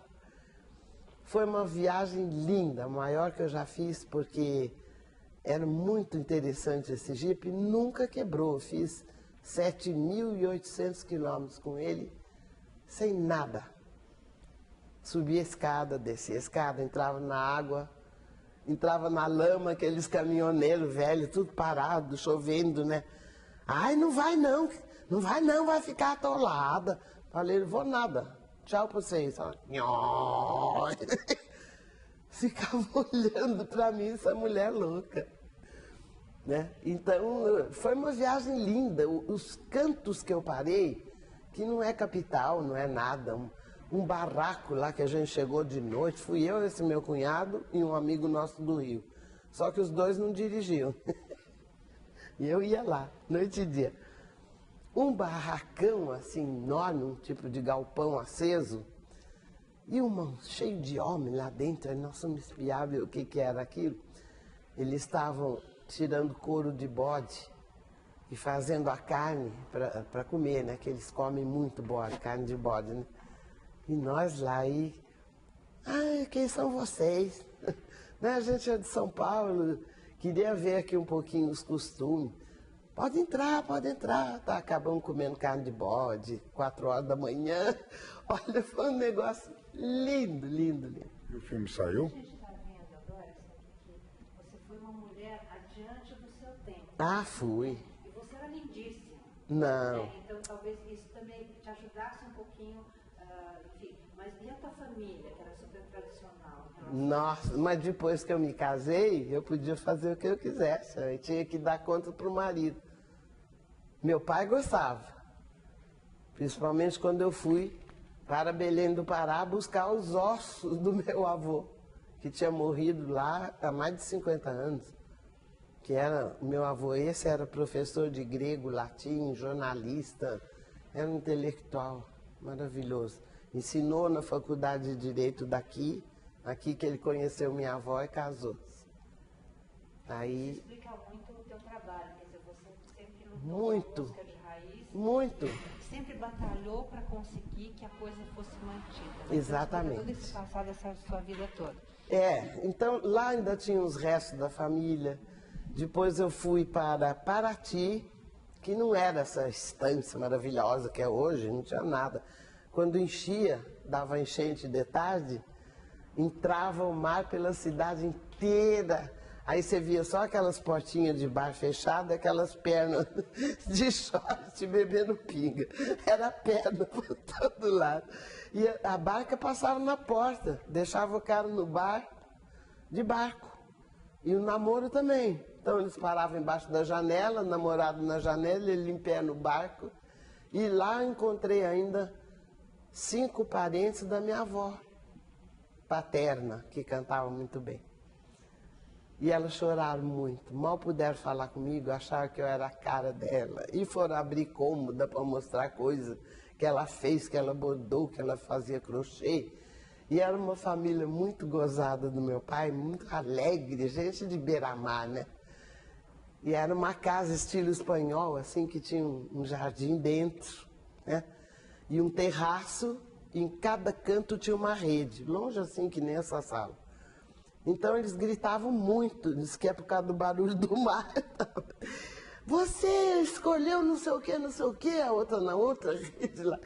Ei, eu acho que você não achou ela parecida com a Zica? A outra da rede do canto. É a cara da Zica, mas aos berros. Olha, eu ria tanto. E não podia, né? Porque, Deus me livre, era uma falta de respeito, mas isso eu guardei tanto. O filme. Não entendi isso. Aquele filme da Willis lá. A pesquisa era para um A filme. pesquisa acabou não saindo. Trouxe uma porção de coisas, músicas, histórias verídicas, porque era uma história verídica da Guerra do Paraguai. Então os mais velhos sabiam aquilo tudo, contavam essa mesma história da moça que botou a farda, que era mulher, eles pensando que era um soldado. Tudo bem. Aí quando voltamos para fazer o filme, a Vera Cruz fundou. Aí tinha parceria, como é que eles chamam? Coprodução. E o dinheiro era dos outros, né? Não era da Vera Cruz. Então eles mandavam. Então eles queriam que o herói fosse mexicano, o Caxias lá fosse argentino. Cada um dava uma esmolinha. Olha, não vou entrar nessa. Sou só eu que sou brasileira aqui. Tinha que dublar, né? Dá muito mais trabalho. Bom, nos anos 80 começou uma história que dura até hoje.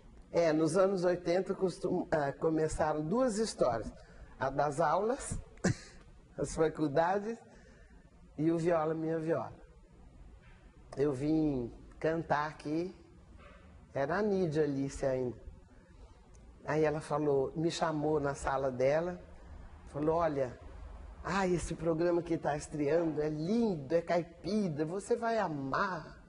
E eu assisti um de casa, né? Ela deu o horário e tudo, fiquei louca, né?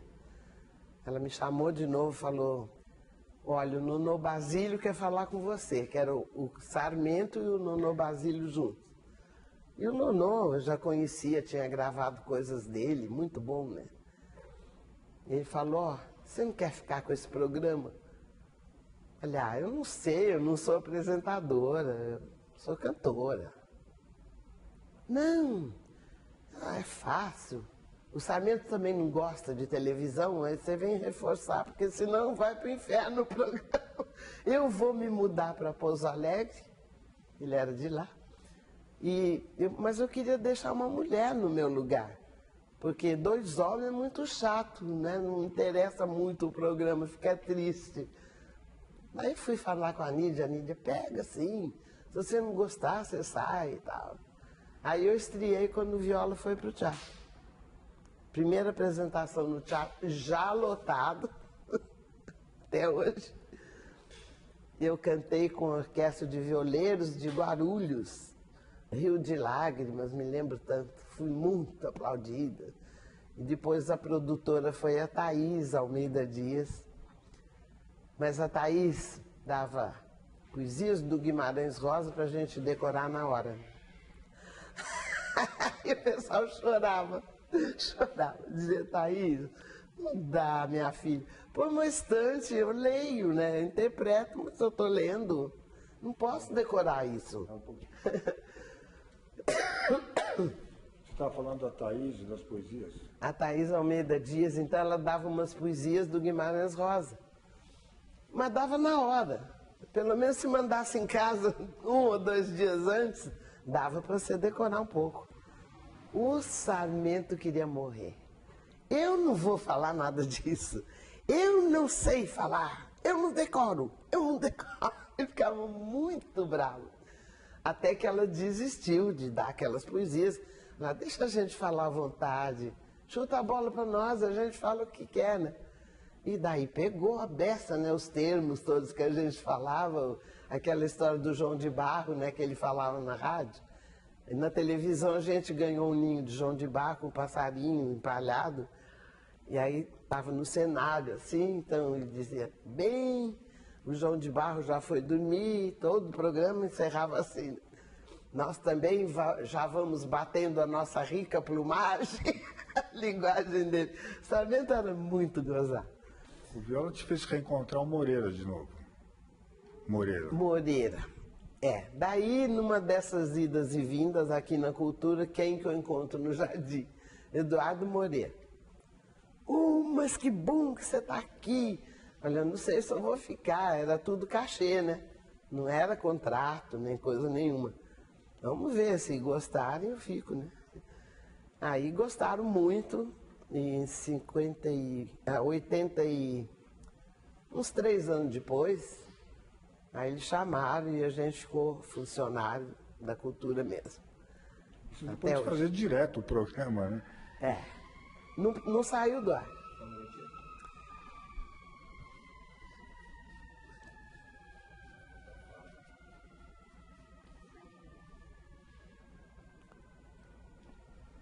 Um programa que dura tanto tempo, né,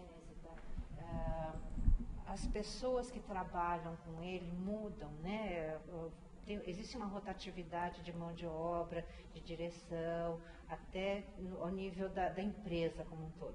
Nesse tempo todo, como é que foi? Quer dizer, você deve ter casos muito engraçados de tentativas de transformação do seu programa para você deixar de ser essa coisa de raiz que você batalhou a vida inteira. Dá para você contar alguns causos aí? Dá. Eu não gosto de me lembrar disso, mas dá. Você agora de longe dá para ter... Já passou, né? Já passou. Então houve um tempo em que começaram a ferver os sertanejo moderno romântico. Aí os produtores que punham lá, a Thaís saiu, entrou mais um outro para ajudar o outro. Disse, não, precisa chamar o Chitãozinho Chororó. Vocês querem copiar? Quer fazer igual da outra estação? Por quê?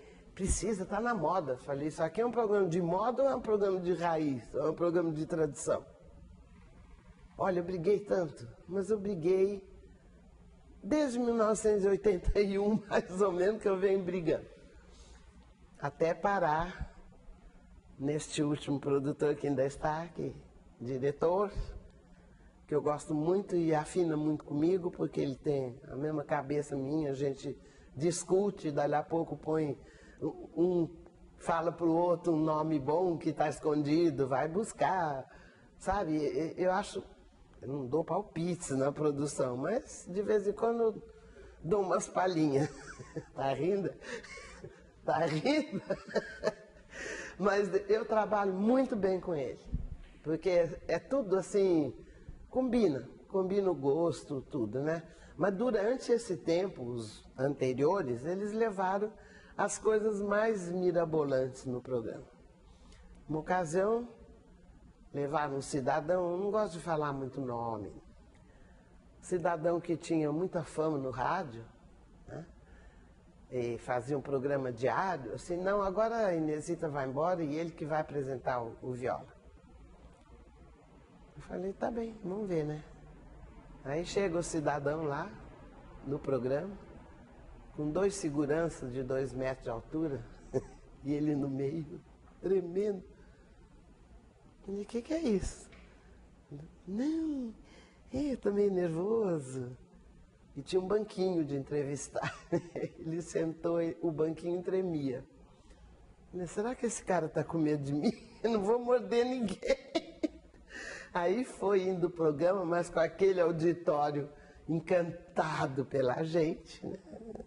E ele levou 2 ônibus de torcida. Então, na frente era aquela ridícula torcida que nem sabia por que estava gritando e aplaudindo. Saiu no jornal que ele ia me substituir. Olha, foi um rolo feio. Eu não me meti, não. E deixei passar. Claro que ele não foi. A plateia nossa não aceitou de jeito nenhum e não tinha propósito. Sabe nada de caipira, de mato. É como costumo dizer de algumas duplas novas aí, só vira o frango de baiano, né, na vitrine. Frango andando vivo nunca viram. Nunca puseram o pé no chão, na terra, né? Então mas essas coisas têm que acontecer, porque dão mais força pra gente. Acontece um negócio desse, o nego que quer tocar com uma banda, ora, vai tocar com uma banda no programa dos outros, nesse daqui não vai. Se você não vier de viola, violão, ou sanfona, ou uma percussão razoável de tambor, de pandeiro, tudo bem. Agora, quer montar aquela pirâmide americana lá de bateria com baqueta, com teclado? Falei, no dia que subir esse troféu aqui no palco, eu vou embora, eu desço na hora. Não é assim que se destrói o trabalho dos outros. Enfia a viola no saco e vai cantar em outro lugar. É isso mesmo. Queria que você contasse também uma vez, eu lembro, que eu vi da sua boca, né, que queriam colocar um figurinista super moderno para fazer as suas roupas. As roupas, lembro. Mas cada um tem uma ideia mais louca que a outra. Por quê? Não tem uma base caipira, nunca viu. Então inventa, viaja. Figurinista. Falei, eu? Então, Eu ponho uma roupa simples de caipira, de fazendeira, no máximo, ou fazendeira em dia de festa. Essa questão da raiz cultural que você briga tanto, o que é isso para você? Assim, o que significa em termos de Brasil, em termos de cultura? Por que você briga tanto por isso? Para mim é tudo. É muito forte isso dentro de mim. Eu nunca procurei sair. Eu gosto muito de música estrangeira, boa. Gosto muito de música erudita. Quando eu posso, eu vou assistir, adoro. Estudei muito piano. E várias coisas assim que eu admiro, mas nos outros. Não vou querer imitar ninguém. Vou desfilar no palco, não sou modelo. Então, é um negócio que não é para ir mostrar roupa, é para cantar. Agora você vê uma cozinha caipira, você coberta de joias e lantejoulas e brilho. Não dá. Só tem lugar isso em dia de festa, dia de Natal.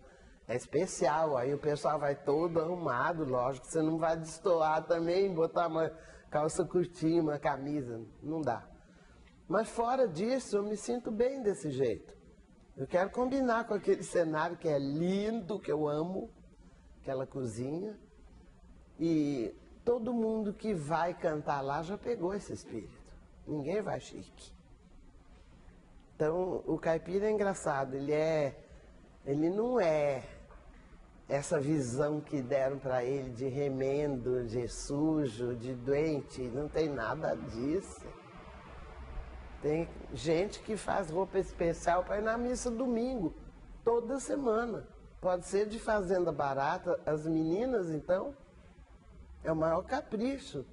Aquelas saias, quando usava aquelas saias rodadas, tudo bordadinho, com fitinha enfiada, as mães, as avós trabalham naquilo, né? E só para assistir a missa domingo. Depois reforma, porque se passar 2 vezes com a mesma roupa é que nem na televisão. Ah, não tem outra, só usa aquela. É cruel a coisa. Isso aí foi uma bola fora que nem pegou, nem...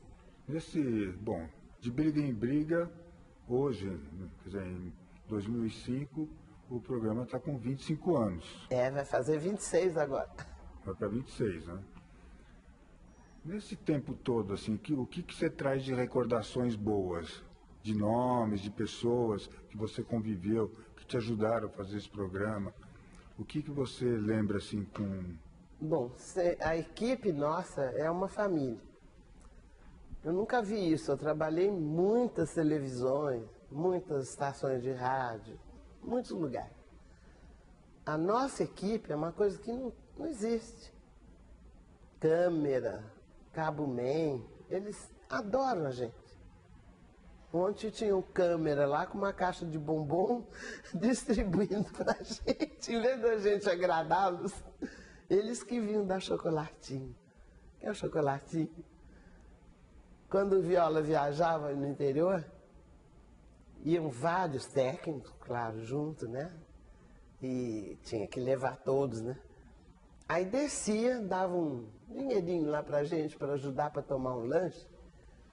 E tinha empregados da televisão que traziam chocolate para mim. Você é louco, vai gastar seu dinheiro no chocolate. Ai, eu sei que você gosta. Você fica até sem graça. Então a gente trabalha nesse clima. Não tem nenhum lá dentro assim que falou, fez uma traição com a gente. Nenhum. E se alguém tentar, eles defendem. Lá dentro e fora. E a nossa equipe eu acho ótima. Todos os nossos estagiários foram ótimos. O diretor eu nem falo porque ele está por perto, aí vai ficar muito enjoado. Como ele é um caipirão de Botucatu, ele afinou bem, viu? Ele trabalha muito bem, é um louco para trabalhar. E dos artistas que dividiram o palco com você, quem que você lembra com carinho assim? Olha, que eu amo de paixão. Liu e Léo, Zico e Zeca, Irmãs Galvão, Pedro Bento e Zé da Estrada, Pena Branca e Chavantinho, agora sem o Chavantinho, mas ele trouxe uma turma mineira aí muito boa com ele, né? Quem mais? Zé Mulato Cassiano, esses dois têm até uma passagem que eu não posso deixar de contar. Nós gravamos um disco doméstico numa chácara em São José dos Campos. E estavam lá grandes violeiros, Roberto Correia, Pereira da Viola, todos eles lá. E ficamos uns 5 dias nessa chácara para gravar o disco. Saiu o disco, foi um sucesso enorme. E estava o Zé Mulato Cassiano. Eles cantam muito, né? E nós estávamos no mesmo chalé, tinha chalés assim. Então, tinham 2 quartos no fundo, 2 quartos na frente, eles estavam no da frente. Você morria de rir com o que eles inventavam, né? Aí um dia os dois estavam ensaiando lá para gravar, lá embaixo, que era a gravação ao ar livre de noite. Então ela saiu com barulho de sapo, de grilo, de grito de gente. É espetacular. Você sente até cheiro de mato. E eles sumiram. Cadê os dois? Foram lá para cima, não sei o que eles foram fazer, tal. Aí acabou lá a sessão de gravar, a gente subia aquele morro a pé. Quando eu chego na porta do chalé, assim, tem 2 fileiras de papel higiênico. Aí foi desenrolando aquilo, assim, não acabava mais, foi parar na cozinha com versos para mim. Olha o que eles foram fazer. Nossa querida estrela, não sei o que lá. Depois continuavam do lado de cá, depois desenrolaram tudo aquilo em verso. Essas homenagens, eu fico muito emocionada. Essa foi linda. Mas, de uma maneira geral, a gente estuda muito as pessoas que vão cantar lá. E se não for do nosso jeito, da nossa raça, não gostar de tradição, de viola, nem adianta. O Daniel também é uma pessoa muito boa, muito boa. O pai dele, que canta junto, nossa, é gente muito fina. Ah, eu estou esquecendo de gente, aqui não posso esquecer. Já falei o Pedro Bento Zé da Estrada, que eu gosto muito também. Quantos e quantos e quantos. Você pode ver num ano quanta gente boa passa lá, né? Tião Carreiro e Padinho, quando os dois ainda estavam vivos, eles iam muito. Mococa e Paraíso, que vão muito até agora. A voz do Mococa é a coisa mais linda. Tem muita gente boa, muita. A gente gosta, sabe, quando tem um programa. Se pular uma semana, você já fica aflito. Nas férias é horrível. Você fica louca para saber quando que começa, como é que é.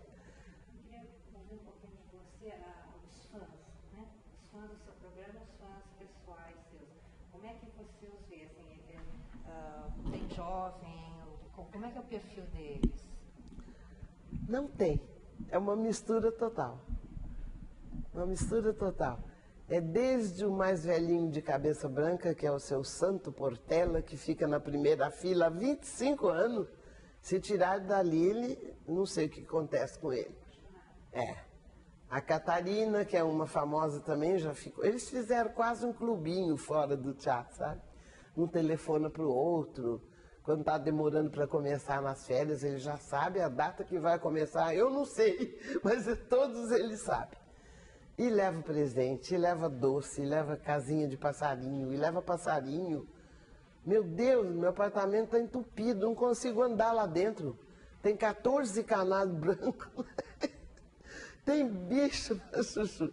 Presente. Eles sabem que eu gosto, então capricho, né? É livro, é poesia, é música, é partitura, é viola. Tem umas 8 violas atualmente. E é um carinho total, mas tem gente mais moça também. Tem um menino que a mãe até ficou brava, escreveu uma carta para nós, porque ele estava perdendo aula quarta-feira. Quarta-feira ele não ia para aula, absolutamente. Ia para o auditório. Tem 15 anos, eu acho. Mas ele é uma doçura. Ele estava no programa de Reis, estava lá. E ontem, no programa de Reis, na gravação, foi uma folia de Reis de Santa Catarina, que tem 4 crianças na frente, desse tamanho. Um é sério, né? Canta com uma vozinha afinada, toca viola. O outro, a menina toca um chocalinho, muito bem tocadinho, o pequenininho também, e o outro toca cavaquinho. E o menorzinho do chocalinho, ele é lindo, bem alemãozinho, cabelinho loiro, aquele olho azul. Uma coisinha, ele chegou na porta do meu camarim com a mãe falou, não pode entrar, que ela está se arrumando. A porta estava aberta, né? Não, eu só vim ver ela de perto. A mãe falou, tá bem, então você pode olhar um pouquinho, daqui a pouquinho a gente vai subir. Ele pôs a mãozinha assim, ficou olhando, um toquinho de gente. Aí ele olhou bem para mim. Você pintou o cabelo, né? Essas mechinhas coloridas, ele ficou encantado. Ninguém falou das mechinhas. Uma coisinha desse tamanho, vai ver? Aí saiu lá fora contando para os outros. Eu fui ver a Inesita, ela pintou o cabelo. Tem um carinho. O que eles dão pra gente, pano de prato, bordado à mão, toalha de mão, toda bordada, rebordada. Olha, é uma coisa muito bonita, muito gostosa, é um outro mundo, sabe? Um outro mundo. Essa questão do folclore, da música de raiz é algo que passa de geração para geração, para sobreviver, para subsistir. O que você vê nas novas gerações que pode dar continuidade a um trabalho que você faz, ou que tenha esse potencial? Tem muita gente boa que canta, que toca, bem moça, bem criança até. Tem muitas orquestras de viola, com criança, 12 anos, 10 anos, misturado com os mais velhos e tudo, e tocando muito, né? Agora, se interessar pelo assunto, assim, não sei, mas eu também já vivi bastante, muito mais que eles, então eu acho que as coisas se fundiram, já eu não consigo desmembrar mais nada, já está tudo dentro de mim. Pessoa assim que estude, eu dou aula desde 1980, dessa safra toda que já se formou. Eu tenho uma que é secretária de Cultura no Espírito Santo, tem uma que mora no Japão, casou com um japonês, e todo Natal manda um cartão de cair a cara, né? A coisa mais linda, aquele cartão fino. E ela diz, eu estou tentando ensinar um pouquinho aqui do Brasil. Eu fico louca, orgulhosíssima. E tem um baianinho também que não pegou muito essa parte cultural, mas ele é ativo no turismo. Ele tem uma agência de passagem de avião em Salvador, que é a coisa mais maravilhosa da cidade. De vez em quando ele liga para mim. Como é que é mesmo, hein? Aquele negócio que tem no Rio Grande do Sul, eles esquecem os nomes das coisas. Bolhadeira, aquela de laçar, né? Bolhadeira. Ah, porque tem um cartaz aqui que eu quero pôr na agência para os estrangeiros, e tem aquilo, eu não lembrava que era bolhadeira. Muito obrigada, professor, da Bahia, para perguntar. É assim, tem alguns que são muito, eles ficam grudados na gente. Quem sabe algum desses ainda vai deslanchar, né? Ou essa menina do Espírito Santo.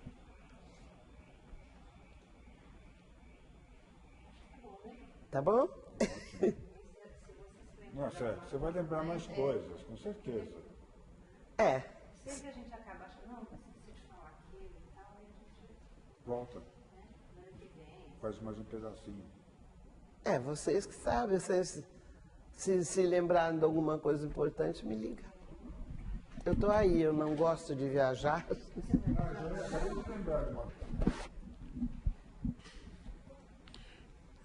Em 1990, a partir do sucesso do Viola, você começou um programa na rádio também. Fala sobre isso. Comecei. Eu gosto muito de rádio, muito. Antes desse programa, na Cultura, eu tive um programa também durante uns 4, 5 anos, eu acho, na Rádio USP FM. Se chamava Mutirão, mas não era focalizado na música de raiz e no folclore. Eu fazia uma entrevista e, conforme convidado, eu tocava aquela música e explicava. Então, por esse programa passaram grandes artistas no começo, inclusive Helena Meirelles. Depois eu trouxe ela para a televisão, ela me agradeceu até o fim de ter encaminhado para a televisão, que ela tinha medo, que ela era envergonhada. E aí foi aquele sucesso dela, que saiu até numa revista americana, ela ficou... Mas nunca deixou de dizer, quem me pegou pela mão foi a Inesita. Foi por causa de uma entrevista na Rádio USP. Aí eu saí da USP, porque é muito longe, muito difícil. Eu tenho uma coleção que eu tenho em casa ainda de grandes artistas. Também o Chico César, aquele baiano, eu que entrevistei ele primeiro. Muitos começaram nesse programa meu. Era muito cotado, muito ouvido também, mas era na Rádio USP, que não é assim, muito ouvida, né? Num horário meio difícil também. Aí eu vim para a Cultura, para a Rádio Cultura AM, com o programa Estrela da Manhã. Aí já caí bem no caipira mesmo, na raiz. Eu fiquei 9 anos, quase 10 com esse programa. E trabalhava com cartas, que é uma coisa, nossa, muito cansativo. que vinha carta do Brasil inteiro, até de fora. Como é que era a estrutura? Você gravava todo dia? O programa era semanal, diário? Que horário que ia para o ar? Como é que funcionava a produção? O programa era gravado de 2 em 2, às vezes 3 em 3, o que era penoso, porque demora, né? Era um programa de 2 horas. E eu acabei largando esse programa chorando com dor no coração por causa do ar-condicionado. O único motivo. Eu chegava no estúdio para gravar o programa, eu era a primeira a abrir o estúdio, né? Quando eu abria aquela porta, lá fora estava 35 graus de calor, eu abria aquela porta, vinha um gelo. Aí começava a correr o nariz. Eu fazia o programa com um lenção do lado. Não é possível, né? E como que era o programa? Programa baseado em cartas, respondia também todas, quase todas, algumas por programa. Tinha uns assíduos, né? E eu dava umas dicas folclóricas e falava da lua, falava da pesca, falava da agricultura, dos costumes agrícolas, das festas principais do interior, né? São João, São Pedro, das folias. Aí convidava uma companhia de reis para vir, para cantar ao vivo lá e tudo. Foram muitas. Folia do Divino também. E era do agrado total o programa. A única coisa foi essa história do ar, que não podia abaixar, né? E eu ficava louca. Eu dizia, abaixa um pouquinho esse ar, tá gelado, lá fora tá muito quente. Eu levava cachecol para falar no programa. Então, mas não abaixava, porque vinha o engenheiro e dizia, não pode, que os aparelhos precisam de uma temperatura certa.